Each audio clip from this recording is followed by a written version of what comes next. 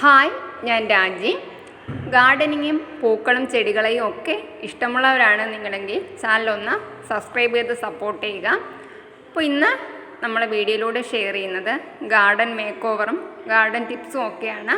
അപ്പോൾ video skip ചെയ്യാതെ ഫുള്ളായിട്ട് നിങ്ങളെല്ലാവരും കാണാൻ ശ്രമിക്കുക. അപ്പോഴത്തെ നിങ്ങളുടെ ഗാർഡനിലും നിങ്ങൾക്ക് ഇതുപോലുള്ള നല്ല ഐഡിയാസൊക്കെ കൊണ്ടുവരാൻ സാധിക്കും. എൻ്റെ വീഡിയോസുകളിലും അതുപോലെ ഷോർട്ട് വീഡിയോസിലും ഒക്കെ നിങ്ങൾ കണ്ടിട്ടുള്ള ഒരു പ്ലാന്റ് ആയിരിക്കും ഈ ഒരു സക്കുലൻ വിഭാഗത്തിൽപ്പെട്ട ടാങ്കിൾഡ് ഹാർട്ട്. അപ്പോൾ എല്ലാവരും ഈ ഒരു ടാങ്കിൾഡ് ഹാർട്ട് സെറ്റ് ചെയ്യുന്നത് ഹാങ്ങിങ് പോട്ടുകളിലായിരിക്കും. അപ്പോൾ ഹാങ്ങിങ് പോട്ടുകളിൽ ഈ ഒരു ചെടിക്ക് വളരുന്നതിന് എന്തായാലും ഒരു പരിധിയുണ്ട്. നമ്മൾ കൊടുക്കുന്ന ആ ഒരു ചട്ടിയുടെ വലിപ്പത്തിനും ഷേപ്പിനും ഒക്കെ അനുസരിച്ച് ആ ഒരു ചട്ടിയിൽ ഒതുങ്ങി തന്നെയായിരിക്കും ഈ ഒരു പ്ലാന്റ് എന്തായാലും വളർന്നു വരുന്നത്. എന്നാൽ ഇങ്ങനെയുള്ള പ്ലാന്റുകൾ നമ്മളെപ്പോഴും ഇതുപോലെ ഗ്രൗണ്ട് കവറിങ് ആയിട്ടൊക്കെ നിലത്ത് നടുവാണെങ്കിൽ പ്ലാന്റ് അത്രയും നല്ല, നമ്മൾ വിചാരിക്കുന്നതിലും വേഗത്തിലായിരിക്കും പ്ലാന്റിൻ്റെ വളർച്ചയും അതുപോലെ ഇതുപോലെ തിക്കായിട്ട് തന്നെ നല്ല ഭംഗിയായിട്ട് വളർന്നു വരികയും ചെയ്യും. ഞാൻ ഏകദേശം 2 മാസത്തോളമായി ഒരു ചെടി നട്ടിട്ട് കളകളൊക്കെ ആദ്യം ഒന്ന് കട്ട് ചെയ്ത് കളയണം. അത് കഴിഞ്ഞിട്ട് നല്ല ഷേപ്പിൽ ഒന്ന് കട്ട് ചെയ്ത് കൂടി കൊടുക്കണം. ഇപ്പോൾ ഒരുപാടിങ്ങ് വളർന്നിറങ്ങിയിട്ടുണ്ട്. അധികം ഞാൻ ഈ നട്ട് കഴിഞ്ഞിട്ട് യാതൊരു വളങ്ങളും ഈ ഒരു പ്ലാന്റിന് കൊടുത്തിട്ടില്ല. നമ്മൾ എല്ലാവരും ഇതുപോലെ ഗ്രൗണ്ട് കവറിങ് ആയിട്ട് സെറ്റ് ചെയ്യുന്നത് ടർട്ടിൽ വൈൻ ആയിരിക്കും. എന്നാൽ ടർട്ടിൽ വൈനേക്കാളും എനിക്ക് ഏറ്റവും നന്നായിട്ട് തോന്നിയിട്ടുള്ളത് ഈ ഒരു ടാങ്കിൾഡ് ഹാർട്ട് നട്ടപ്പോഴാണ്. ഞാനും മുമ്പേ പണ്ട് മുതലേ ഇതുപോലെ ഗ്രൗണ്ട് കവറിങ് ആയിട്ടൊക്കെ നടണമെന്ന് തോന്നുന്ന സമയത്ത് ടർട്ടിൽ വൈനാണ് കൂടുതൽ സെറ്റ് ചെയ്യുന്നത്. ഗ്രീൻ ടർട്ടിൽ വൈനും അതുപോലെ പർപ്പിൾ കളറിലുള്ള ആ ഒരു ടർട്ടിൽ വൈനും കൂടെ മിക്സ് ചെയ്തായിരിക്കും കൂടുതലായിട്ട് നമ്മൾ സെറ്റ് ചെയ്യുന്നത്. എന്നാൽ ആദ്യമായിട്ടാണ് ടാങ്കിൾഡ് ഹാർട്ട് ഈ ഒരു രീതിയിൽ ഞാൻ സെറ്റ് ചെയ്യുന്നത്. അപ്പോൾ എന്തായാലും ഏറ്റവും എനിക്ക് നല്ലതായിട്ട് തോന്നുന്നത് ഈ ഒരു ടാങ്കിൾഡ് ഹാർട്ട് സെറ്റ് ചെയ്യുന്നത് തന്നെയാണ്. ഇതുപോലെ നമ്മൾ ഇടയ്ക്കിടയ്ക്ക് ഒന്ന് ഷേപ്പ് ചെയ്തൊക്കെ കൊടുക്കുകയാണെന്നുണ്ടെങ്കിൽ നല്ല രീതിയിൽ തന്നെ പ്ലാന്റിനെ നമുക്ക് മെയിൻറ്റെയിൻ ചെയ്ത് കൊണ്ടുപോകാനും പറ്റും. പിന്നെ നമ്മൾ ശ്രദ്ധിക്കേണ്ട ഒരു കാര്യം, പ്ലാന്റ് സെറ്റ് ചെയ്യുമ്പോൾ ഒരിക്കലും അത് ഡയറക്റ്റ് സൺലൈറ്റ് കിട്ടുന്നൊരു സ്ഥലത്താവരുത്. ഷെയ്ഡിലാവണം പ്ലാന്റ് സെറ്റ് ചെയ്യാൻ. ഈ ഒരു ഭാഗത്ത് ഡയറക്റ്റായിട്ട് എന്തായാലും സൺലൈറ്റ് കിട്ടില്ല. ഈ ഒരു സൈഡ് നമ്മൾ കട്ട് ചെയ്ത് ഷേപ്പ് വരുത്തിയിട്ടുണ്ട്. ഇനി ഇതിൻ്റെ മറു സൈഡ് കൂടി ഇതുപോലെ നമുക്ക് നല്ല രീതിയിൽ കട്ട് ചെയ്തൊന്ന് ഷേപ്പ് വരുത്തണം.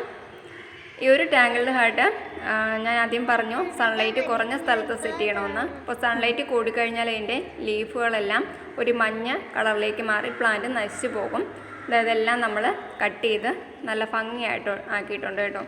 അപ്പോൾ ഇതുപോലെ ടാങ്കിൾഡ് ഹാർട്ടിൻ്റെ കുറച്ച് പീസുകൾ കിട്ടിയാൽ തന്നെ നമുക്കിതുപോലെ വളരെ പെട്ടെന്ന് തന്നെ നല്ല ഭംഗിയായിട്ട് ഗാർഡൻ ഐഡിയാസൊക്കെ ചെയ്ത് ഗാർഡൻ ഭംഗിയാക്കാൻ പറ്റും.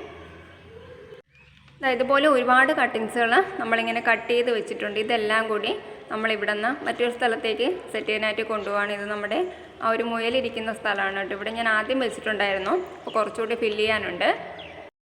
അടുത്ത് മറ്റൊരു ഗാർഡൻ ഐഡിയ കണ്ടു നോക്കാം. ഇത് നമ്മുടെ മിനറൽ വാട്ടറിൻ്റെ ബോട്ടിലുകൾ രണ്ടായിട്ട് കട്ട് ചെയ്തെടുത്ത് അതിൽ ചെറിയ ചെറിയ ഹോളുകളൊക്കെ ഇട്ട് ഇതുപോലൊരു മരക്കുറ്റി ഇതിൽ ഫിക്സ് ചെയ്ത് വെച്ചേക്കുവാണ്. ഇതിൽ നമ്മൾ പോട്ടി മിക്സറൊക്കെ നിറച്ച് അതിൽ വാണ്ടറിങ് ജൂ പ്ലാന്റാണ് നട്ടിട്ടുള്ളത്. ഇത് ഏകദേശം ഒരു 2-3 ആഴ്ചയൊക്കെ കഴിയുമ്പോൾ തന്നെ പ്ലാന്റ് നല്ല രീതിയിൽ വളർന്നു വരും. ഇപ്പോൾ ഒരു ഗ്രീനും പർപ്പിൾ കളറും കൂടെ ആകുമ്പോൾ നല്ല ഭംഗിയാണ് കാണാൻ. അടുത്ത ഗാർഡൻ ഐഡിയ എന്ന് പറയുന്നത് ഇതുപോലെ വേസ്റ്റ് ആയിട്ടുള്ള തെർമോക്കോളുകളുണ്ടെങ്കിൽ നമുക്ക് വളരെ ഈസി ആയിട്ട് ചെറിയ ചെറിയ പ്ലാന്റുകളൊക്കെ ഇതിൽ തന്നെ നമുക്ക് പോട്ട് ചെയ്യാൻ പറ്റും.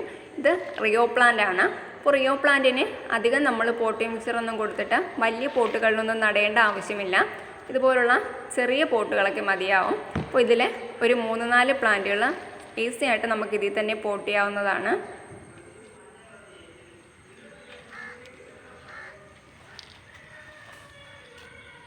റിയോ പ്ലാന്റിൻ്റെ ഒരുപാട് വെറൈറ്റീസ് ഉണ്ട്. അപ്പോൾ നിങ്ങൾക്ക് നിങ്ങളുടെ കൈവശം ഏതാണോ ഉള്ളത് അതിനനുസരിച്ച് നിങ്ങൾക്ക് പ്ലാന്റ് ചെയ്യാവുന്നതാണ്.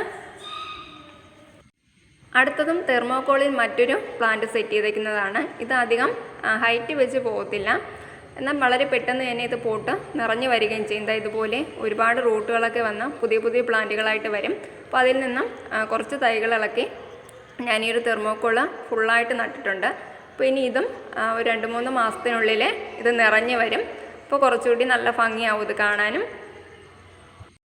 ഇതുപോലെ യാതൊരു ചിലവുമില്ലാതെ തന്നെ അവരവരുടെ ക്രിയേറ്റിവിറ്റിക്ക് അനുസരിച്ച് ഒരുപാട് ഗാർഡൻ ഐഡിയാസൊക്കെ നമ്മുടെ ഗാർഡനിൽ നമുക്ക് തന്നെ സ്വന്തമായിട്ട് ചെയ്യാവുന്നതേ ഉള്ളൂ. അപ്പോൾ ഇന്നത്തെ ചെറിയൊരു വീഡിയോ നിങ്ങൾക്ക് ഇഷ്ടമായി കാണുമെന്ന് പ്രതീക്ഷിക്കുന്നു. ഇഷ്ടമായെങ്കിൽ മാക്സിമം ഷെയർ ചെയ്യുക, സപ്പോർട്ട് ചെയ്യുക. അതുപോലെ ചാനൽ സബ്സ്ക്രൈബ് ചെയ്യാതെയാണ് കാണുന്നതെങ്കിൽ ചാനലൊന്ന് സബ്സ്ക്രൈബ് ചെയ്യുക. അപ്പോൾ വീണ്ടും കാണാം. Bye bye.